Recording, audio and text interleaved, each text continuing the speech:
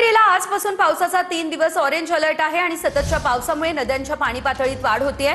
रत्नागिरीमधील आता काजळी नदी दुथडी भरून वाहते। किनारपट्टी भागामध्ये वेगवान वाऱ्यासह मुसळधार पाऊस देखील सुरू झाला असल्याचं बघायला मिळतंय।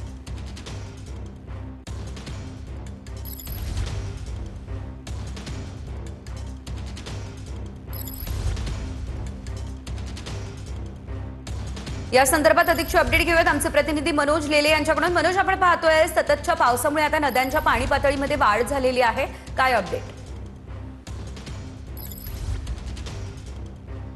सेजल, या ठिकाणी काल रत्नागिरी जिल्ह्यासाठी रेड अलर्ट होता आणि काल पूर्ण दिवसभर पावसाची धुवाधार बॅटिंग सुरू होती। रात्रीपासून थोडीफार पावसाने विश्रांती घेतलेली होती, मात्र पुन्हा एकदा या ठिकाणी पाऊस जोरदार या ठिकाणी सुरू झालेला पाहायला मिळतोय। खास करून किनारपट्टी भागात पावसाचा जोर हा अधिक आहे आणि सततच्या पडणाऱ्या पावसामुळे सध्या धरणं भरलेली आहेत, तसंच नद्यांच्या पातळीमध्ये सुद्धा वाढ झालेली पाहायला मिळते आहे। आपण सध्या काजळी नदी बघतो आहे। काजळी नदीचं विस्तीर्ण पात्र सध्या या ठिकाणी पाहतो आहे। सध्या अनेक नद्या जिल्ह्यातल्या या दुथडी भरून वाहताना पाहायला मिळत आहेत, कारण सततचा जो पाऊस होतो आहे त्यामुळे सध्या नद्यांच्या पातळीमध्ये सुद्धा वाढ झालेली आहे।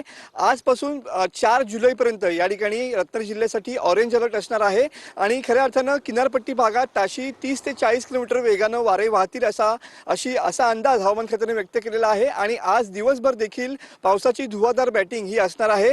सर्वच तालुक्यामध्ये या ठिकाणी मुसळधार पाऊस होतो आहे। गेल्या 2 दिवसांमध्ये सर्वच तालुक्यामध्ये 100 मिलीमीटरहून अधिक पाऊस झालेला पाहायला मिळतो आहे। तर पुढचे काही तास हे कोकणासाठी महत्त्वाचे असणार आहेत, कारण कोकणासाठी आज ऑरेंज अलर्ट आहे। 4 जुलैपर्यंत या ठिकाणी हवामान खात्याने इशारा दिलेला आहे आणि त्याच अनुषंगाने सध्या पावसाची बॅटिंग जी आहे ती सकाळपासून पुन्हा एकदा सुरू झालेली पाहायला मिळते।